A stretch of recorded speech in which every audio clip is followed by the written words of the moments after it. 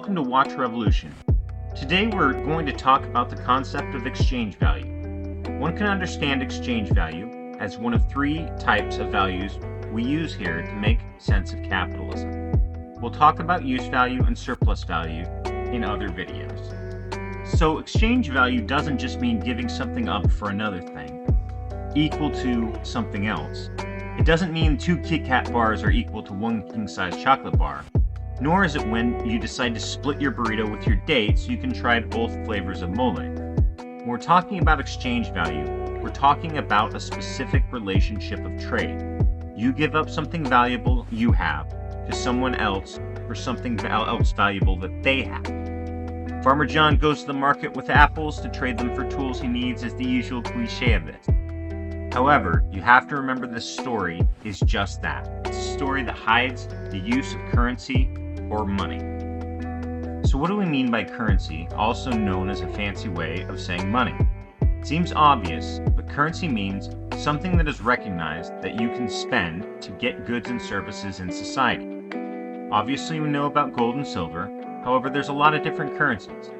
In ancient Rome, they used salt as one form of payment because you could use it to preserve food and trade it. They used tea bricks in ancient China.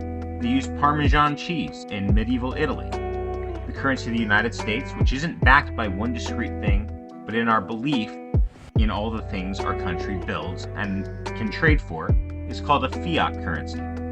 Nothing changes in the way a fiat currency works compared to other currency.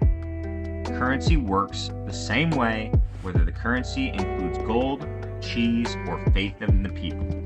Soon, people begin to make this medium of exchange their focus of work.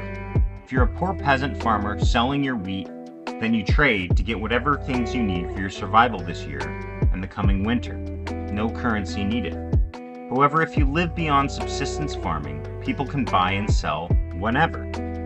Your goal changes from making enough to survive to making the most amount of money on each exchange. Anyone who's had a get-rich-quick relative knows their plots for buying and selling this so that they can buy and sell that and ultimately become rich isn't just a plot for a sitcom, but it's reality. We've seen it in everything from Beanie Babies to steak knives to literally tulip bulbs.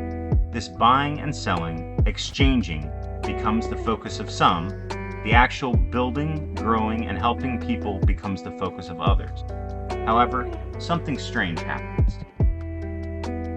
Pretty soon, use value becomes subject to exchange value.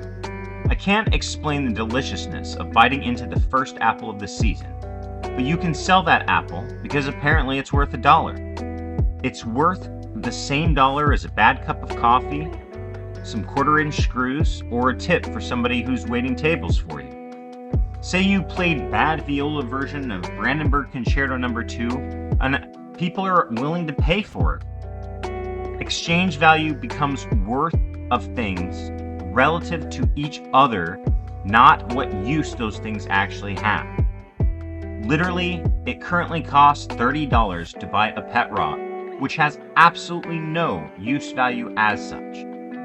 To speak classically, my 10 yards of linen become worth 2 coats, apparently.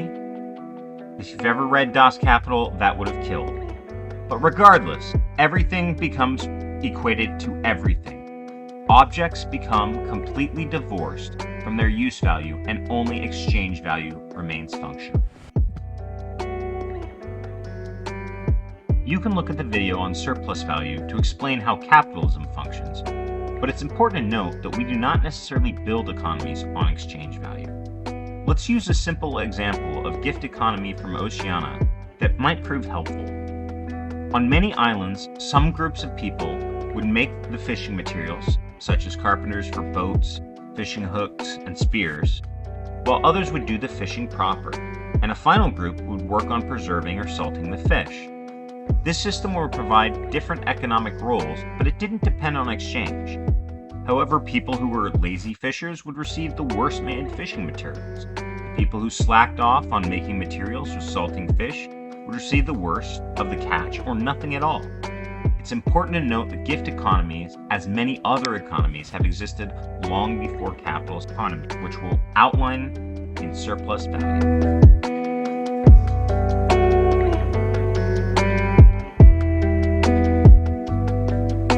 This video has been brought to you by Exchange Value. Exchange Value doesn't tell you what an object is worth, but it tells you how much it costs. Exchange Value. Like and subscribe and share if you want.